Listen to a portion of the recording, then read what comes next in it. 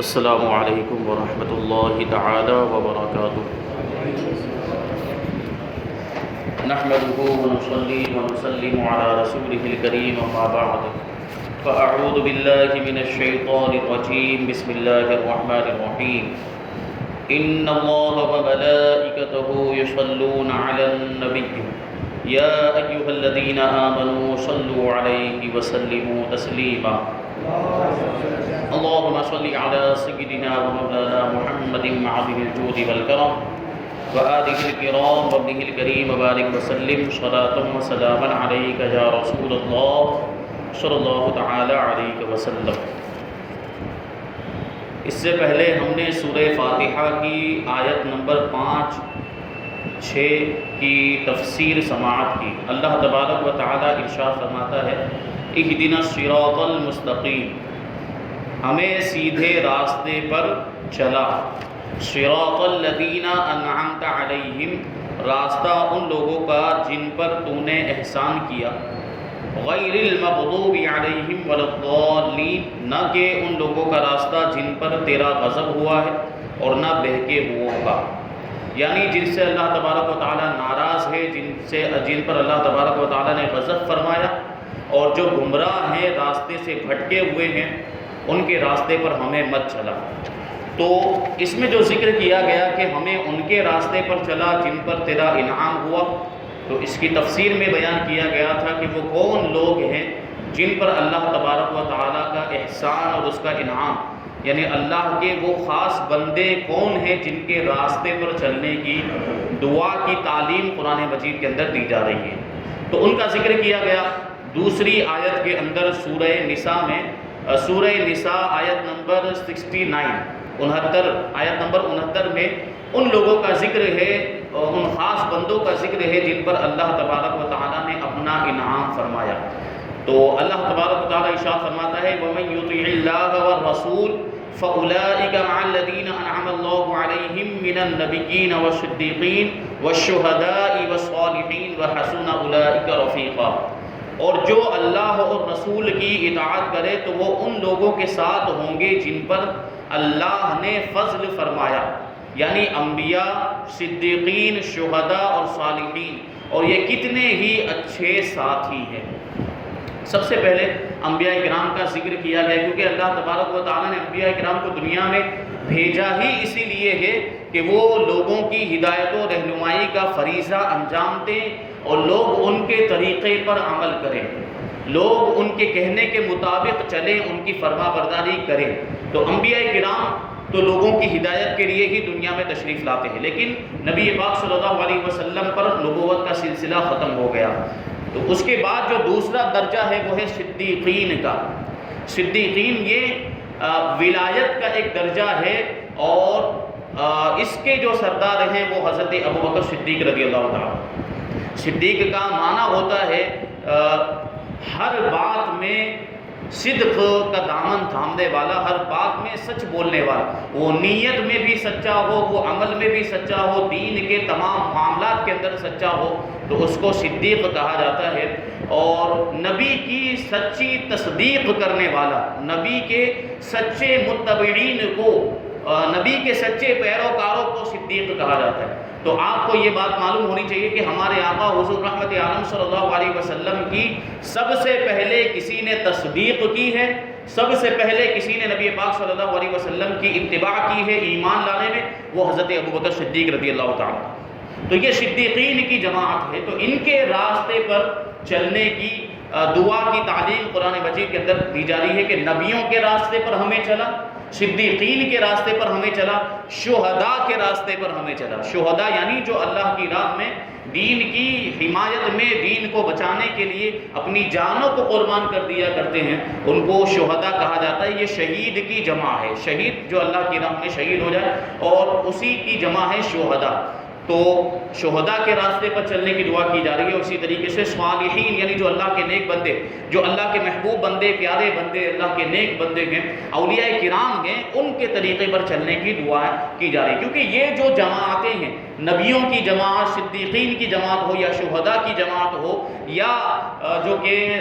صالحین کی یعنی اولیاء کرام کی جماعت ہو، یہ سب وہ لوگ ہیں جو دنیا میں بھی کامیاب تھے اور آخرت میں تو کامیابی ان کا مقدر کی ہے، کیونکہ انہوں نے اپنی پوری زندگی اللہ تبارک و تعالیٰ کی اطاعت و فرما برداری میں گزار دی، اللہ تبارک و تعالیٰ کے احکام کی پابندی کرتے ہوئے گزار دی اور اللہ تبارک و تعالیٰ کی نافرمانی سے بچتے رہے، تو اللہ نے انہیں دنیا میں بھی کامیاب کیا اور آخرت میں بھی ان کو کامیابی ملے گی۔ تو اسی لیے ان کے راستے پر چلنے کی دعا کی تعلیم دی جا رہی ہے، کیونکہ کس کے راستے پر چلا جاتا ہے، کس کی اتباع کی جاتی ہے، کس کی پیروی کی جاتی ہے؟ جو کامیاب ہوتا ہے، جس کی زندگی کامیاب ہوتی ہے اور جو کامل ہوتا ہے، جو مکمل ہوتا ہے اور جو کافی حد تک ایک آئیڈیل کی نمونے کی حیثیت رکھتا ہے، تو اس کے راستے پر چلا جاتا ہے اور اس کی اتباع کی جاتی ہے۔ دنیاوی معاملات کے اندر بھی ہم دیکھ لیں کہ کوئی کسی کے راستے پر چلتا ہے، کوئی کسی کی اتباع کرنا چاہتا ہے، کسی کی پیروی کرنا چاہتا ہے، تو وہ دیکھتا ہے کہ وہ جس طریقے پر، جس کے راستے پر چلنا چاہتا ہے وہ کامل ہے یا نہیں،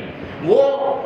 اس بات کے لائق ہے کہ نہیں کہ اس کی اتباع کی جائے، اس کی پیروی کی جائے۔ جیسے دنیاوی معاملات میں تعلیم کے سلسلے میں اگر دیکھا جائے تو آدمی اپنے سے اوپر والے کو دیکھتا ہے کہ اس نے اچھی تعلیم حاصل کی تو میں بھی اس کی پیروی کرتے ہوئے اچھی تعلیم حاصل کروں گا۔ مال و دولت کمانے کے اعتبار سے دیکھا جاتا ہے کہ اس نے مال و دولت اس طریقے سے کمایا اور اتنا بڑا مالدار بن گیا تو میں بھی اس کے طریقے پر چلتے ہوئے مالدار بن جاؤں، تو یہ سب دیکھیں پیروی کی جاتی۔ پہلے دیکھا جاتا ہے کہ اس نے کامیابی حاصل کی، یہ کامیاب ہے، اس کے راستے پر اگر ہم چلیں گے تو کامیابی مل جائے گی۔ اور یہاں جو ہے بات چل رہی ہے دین کے معاملات کی۔ دین کے معاملات میں اگر ہم کامیابی چاہتے ہیں تو پھر ایسے لوگوں کے راستے پر چلنا پڑے گا جو دین کے معاملات میں کامیاب ہوئے ہیں اور ان کا جو ہے مقام و مرتبہ اللہ تبارک و تعالیٰ نے بہت بلند و بالا فرمایا۔ تو یہی لوگ ہیں جو دین کے معاملات میں کامیاب انبیاء کرام ہیں، کیونکہ اللہ تبارک و تعالیٰ کے مقبول بندے، چنے ہوئے بندے ہیں، اور یہ کبھی بھی اللہ کی نافرمانی نہیں کرتے، بلکہ انبیاء کرام تو معصوم ہوتے ہیں، ان سے کوئی گناہ ہو ہی نہیں سکتا ہے، تو ان کے طریقے پر چلنے کی تعلیم دی جا رہی ہے۔ اور صدیقین جو انبیاء کرام کے سچے متبعین ہوتے ہیں، انبیاء کرام کے سچے ماننے والے ہوتے ہیں، تو ظاہر سی بات ہے وہ انہی تعلیمات پر عمل کریں گے جو انبیاء کرام کی تعلیمات ہوگی۔ تو اسی وجہ سے صدیقین کے طریقے پر چلنے کی جو ہے کہ تعلیم دی جا رہی ہے۔ پھر ایک چیز یہ آتی ہے کہ کبھی کبھی یہ ہوتا ہے کہ دین کے لیے اللہ تبارک و تعالیٰ کی راہ میں کبھی اپنا سب کچھ قربان کرنے کی بھی نوبت آتی ہے، تو ایسی صورت میں ہمیں پھر کس کے طریقے کو سامنے رکھنا چاہیے؟ اگر ہمیں اپنی جان کو قربان کرنا پڑے دین کے لیے تو پھر ایسی صورت میں شہداء کرام کی زندگیوں کو اور ان کے طریقوں کو ہمیں سامنے رکھنا پڑے گا کہ انہوں نے کس طریقے سے اللہ کے دین کے لیے اپنا سب کچھ قربان کر دیا۔ تو اس لیے شہداء کا بھی ذکر کیا گیا کہ شہداء کرام کی جماعت وہ ہے جنہوں نے اللہ کے دین کے لیے اپنی جان کو بھی قربان کر دیا۔ اس لیے دعا کی تعلیم دی جا رہی کہ شہداء کے طریقے پر ہم کو چلا۔ پھر ہے صالحین، یعنی اللہ کے نیک بندوں کی جماعت، اولیاء کرام کی جماعت۔ تو ہم دیکھتے ہیں، ہم نے بار بار جو ہے کہ اولیاء کرام کی زندگیوں کو سنا، ان کی سیرت کو پڑھا بھی ہے اور ان کی سیرت کو، ان کے زندگی کے حالات کو ہم نے کئی علماء کرام سے سنا ہوگا کہ یہ جو اللہ کے نیک بندے ہوتے ہیں پوری زندگی اللہ کی فرما برداری میں گزار دیتے ہیں، عبادت و ریاضت میں گزار دیتے ہیں، دنیا سے بے تعلق ہو جاتے ہیں، دنیاوی چیزوں سے ان سے کوئی رغبت نہیں ہوتی، اور صرف ان کو اگر کسی چیز سے مطلب ہوتا ہے تو اللہ تبارک و تعالیٰ کی رضا اور اس کی خوشنودی۔ وہ اللہ کی رضا کے لیے ہمیشہ تگ و دو کرتے رہتے ہیں اور ریاضت و مجاہدہ میں مشغول رہتے ہیں، تو پھر اللہ تبارک و تعالیٰ ان کو ولایت کا درجہ عطا فرما دیتا ہے۔ تو ان کی جو زندگی وہ بھی آئیڈیل کی حیثیت رکھتی ہے، اس لیے دعا کی جا رہی ہے کہ اہدنا الصراط المستقیم، اے اللہ ہمیں سیدھے راستے پر چلا، صراط الذین انعمت علیہم، راستہ ان لوگوں کا جس پر تیرا انعام ہوا، جن پر تیرا احسان ہوا، یعنی انبیاء کرام، صدیقین، شہداء اور صالحین، ان کے طریقے پر چلنے کی دعا کی جا رہی ہے۔ اللہ تبارک و تعالی ہمیں بھی ان کے طریقے پر اور ان کے راستے پر چلنے کی توفیق عطا فرمائے، نبیوں کے، صدیقین کے، شہداء کے، صالحین کے طریقے پر چلنے کی توفیق عطا فرمائے۔ اس سے پہلے بتایا گیا تھا کہ یہ جو طریقہ، یہ جو راستہ ہے، یہ اہل سنت و جماعت کا راستہ ہے، کیونکہ جتنے بھی صالحین ہوئے، جتنے بھی اولیاء کرام ہوئے ہیں، وہ اہل سنت و جماعت کے اندر کی ہوئے۔ کوئی بھی دوسرے مسلک کے ماننے والوں کو آپ دیکھیں تو ان کے مسلک کے اندر کوئی اللہ کا ولی نہیں ہے۔ اللہ کے ولی جتنے بھی ہوئے ہیں اہل سنت و جماعت کے مسلک کے اندر ہوئے ہیں، یہ سب سے بڑی کامیابی کی دلیل ہے اور حق پر ہونے کی دلیل ہے۔ چاہے غریب نواز کو دیکھ لیں، چاہے غوث پاک رضی اللہ تعالیٰ عنہ کو دیکھیں، اور حضرت جنید بغدادی رضی اللہ تعالیٰ عنہ، حضرت بایزید بستامی، بابا فرید الدین گنج شکر، حضرت صابر پاک رضی اللہ تعالیٰ عنہ، خواجہ نظام الدین اولیاء، یہ سب اہل سنت و جماعت میں ہوئے، یہ سب سنی تھے، سنی صحیح العقیدہ تھے، کسی بھی بد مذہب فرقے کے اندر اللہ کا کوئی ولی نہیں ہوا۔ تو یہ ہمارے حق پر ہونے کی دلیل ہے. جتنے بھی اولیاء کرام ہوئے اہل سنت و جماعت میں ہوئے، تو اہل سنت کا جو راستہ ہے، اہل سنت کا جو طریقہ ہے وہی صراط مستقیم، کہ یہی انبیاء کا راستہ ہے، یہی صدیقین کا راستہ ہے، یہی شہداء کا راستہ ہے، اور یہی صالحین یعنی اولیاء کرام کا راستہ ہے. تو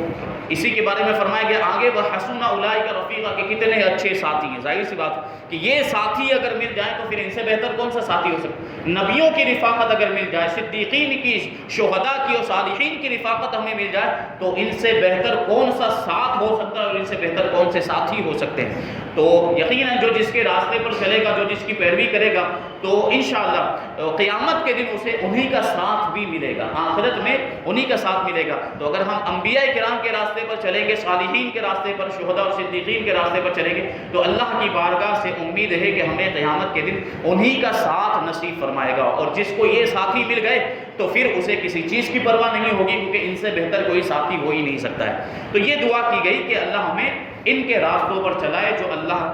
اللہ کے نیک بندے، مقرب بندے ہیں. اور پھر ساتھ ہی ساتھ کون سے راستے سے بچنا ہے، کن لوگوں کے راستے سے بچنا ہے، وہ بھی تعلیم دی جا رہی ہے. غیر المغضوب علیہم ولا الضالین، نہ کہ ان لوگوں کا راستہ جن پر غضب ہوا اور نہ بہکے ہوئوں کا.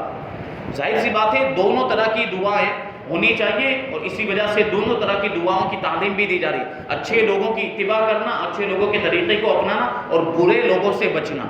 برے لوگوں کے طریقے سے بچنا جو اللہ کے ناپسندیدہ بندے ہیں، جو گمراہ ہو گئے ہیں، جو راستے سے بھٹک گئے ہیں. اگر ان کے طریقے پر چلیں گے تو ہم سیدھے راستے پر نہیں چل سکتے. تو ایک طرف اگر ہم سیدھے راستے پر چلنا چاہتے ہیں تو سیدھے راستے پر جو لوگ چلیں گے ان کے طریقے کو اپنانا ہوگا، اور دوسری طرف اگر ہم غلط راستے سے بچنا چاہتے ہیں، ٹیڑھے راستے سے بچنا چاہتے ہیں، تو ان سے بچنا ہوگا جو گمراہ ہیں اور گمراہ کرنے والے ہیں. اسی وجہ سے آگے یہ دعا کی تعلیم بھی دی جا رہی ہے غیر المغضوب علیہم ولا الضالین، جن پر اللہ تعالیٰ کا غضب ہوا ان سے مراد یہودی اور بہکے ہوئوں سے مراد عیسائی ہیں. یہ ایک تفسیر ہے. اور آپ کو یہ بات ذہن میں رہنی چاہیے کہ یہودی اور عیسائی یہ اسلام کے ازلی دشمن ہیں، روز اول سے اسلام کے دشمن ہیں. پہلے ہی دن سے جب سے اسلام آیا ہے، اسلام کی تشریف آوری ہوئی، تب سے ان لوگوں نے یہ دشمنی کا سلسلہ جاری رکھا ہوا ہے، اور آج تک یہ سلسلہ جاری ہے. یہ اسلام اور مسلمانوں کے بہت ہی سخت دشمن ہیں. اسلام کو مٹا دینا چاہتے ہیں، مسلمانوں کو ختم کر دینا چاہتے ہیں یہودی اور عیسائی. تو یہ ازلی دشمن ہے. جیسا کہ سنن ترمذی جلد 4 صفحہ 444 حدیث نمبر 2964 میں ہے. اور امام فخر الدین رازی رحمۃ اللہ تعالی نے یہ بھی لکھا ہے کہ جن پر غضب ہوا ان سے مراد بد عمل ہے، اور بہکے ہوئے سے مراد بد عقیدہ لوگ ہیں. تو یہ تفسیر، اس تفسیر کے اعتبار سے اگر دیکھیں امام فخر الدین رازی رحمۃ اللہ تعالی کی جو تفسیر ہے، اس کے حساب سے جو مغضوب لوگ ہیں، جن پر اللہ کا غضب ہوا، اس سے مراد بد عمل ہے، برے کام کرنے والے لوگ، گناہوں کے کام کرنے والے لوگ. ظاہر سی بات ہے جو گناہوں کے کام کرتے ہیں اگر ہم ان کی پیروی کریں گے تو ہم صراط مستقیم پر نہیں چل سکتے. غلط کام کرنے والے کی اتباع نہیں کرنی چاہیے ہرگز ہرگز. اور جو ضالین ہیں یعنی گمراہ لوگ ہیں، ان سے مراد بد عقیدہ لوگ ہیں جنہوں نے غلط عقیدہ اختیار کیا ہوا، کفری عقیدہ اختیار کیا ہوا، یا نبی پاک صلی اللہ علیہ وسلم کی شان میں گستاخی کرنے کی وجہ سے دائرہ اسلام سے خارج ہو گئے. تو ایسے لوگ ضالین میں شمار ہوتے ہیں، اور ان کے طریقے پر نہیں چلنا چاہیے، ورنہ ہم بھی گمراہ ہو جائیں گے، سیدھے راستے سے بھٹک جائیں گے. ہر مسلمان کو چاہیے کہ وہ عقائد، اعمال، سیرت، صورت، ہر اعتبار سے یہودیوں، عیسائیوں اور تمام کفار سے الگ رہے، نہ ان کے طور طریقے اپنائے، نہ ہی ان کے رسم و رواج اور فیشن اختیار کرے، اور ان کی دوستیوں اور صحبتوں سے دور رہتے ہوئے اپنے آپ کو قرآن و سنت کے سانچے میں ڈھالنے میں ہی اپنے لیے دونوں جہان کی سعادت اور بھلائی تصور کرے. آج جو ہم دیکھتے ہیں کہ جو گمراہیوں کا سمندر امڑتا ہوا ہماری طرف بڑھ رہا ہے، یہ جو ہم دیکھ رہے ہیں کہ طرح طرح کے معاملات پیش آ رہے ہیں ہمارے نوجوانوں کے اندر، گناہوں کے معاملات، یہ سب یہود و نصارہ کی طرف سے ہے. یہود و نصارہ کا مقصد یہ ہے کہ مسلمان گناہوں میں مبتلا ہو جائے، مسلمان اپنے دین سے دور ہو جائے، مسلمان اسلام سے دور ہو جائے، کیونکہ انہوں نے جان لیا ہے، انہوں نے تجربہ کیا ہے یہود و نصارہ نے کہ مسلمان کے پاس سب سے بڑی طاقت ہے تو وہ اس کے ایمان کی طاقت ہے. اور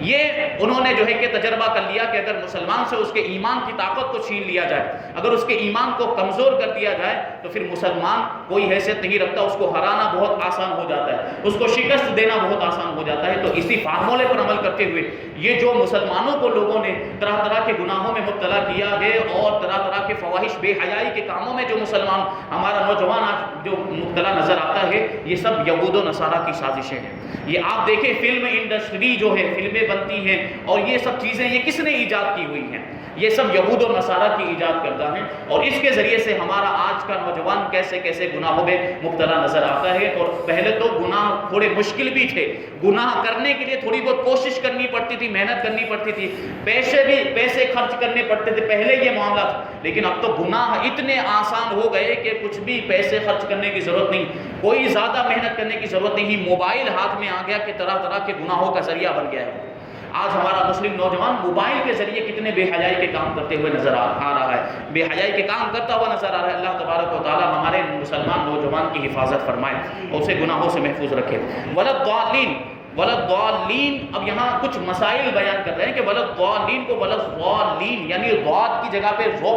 پڑھتے ہیں کچھ لوگ، ایسا کرنا حرام ہے، یعنی ولضالین کی جگہ پہ ولضالین اگر کوئی پڑھ دے تو یہ حرام ہوگا۔ اعلیٰ حضرت امام محمد رضا خان رحمۃ اللہ تعالی علیہ فرماتے ہیں کہ ضاد، ظو، ذال، ذا سب حروف متباینہ متغایرہ یعنی ایک دوسرے سے جدا جدا حروف ہیں، ان میں سے کسی کو دوسرے سے تلاوت قرآن میں قصداً بدل دینا، اس کی جگہ اسے پڑھ دینا، نماز میں ہو خواہ بیرون نماز، حرام قطعی اور گناہ عظیم ہے، بہت بڑا گناہ ہے، اور افتراء علی اللہ ہے، اللہ پر افتراء کرنا ہے، اور تحریف کتاب کریم ہے، اللہ تبارک و تعالیٰ کی کتاب میں یعنی قرآن مجید کے اندر تبدیلی کرنا ہے، اور قرآن کے اندر کوئی تبدیلی کر دے اس سے بڑا گناہ اور کیا ہو سکتا ہے۔ تو ولضالین کو ضاد ہی کے ساتھ پڑھنا چاہیے، ضو کے ساتھ نہیں پڑھنا چاہیے۔ اس مسئلے کے بارے میں دلائل کی تفصیلی معلومات حاصل کرنے کے لیے فتاوی رضویہ کی 6 جلد میں موجود ان مسائل کا مطالعہ کیا جا سکتا ہے۔ نعم الزاد لروم الضاد، الجام الصاد عن سنن الضاد،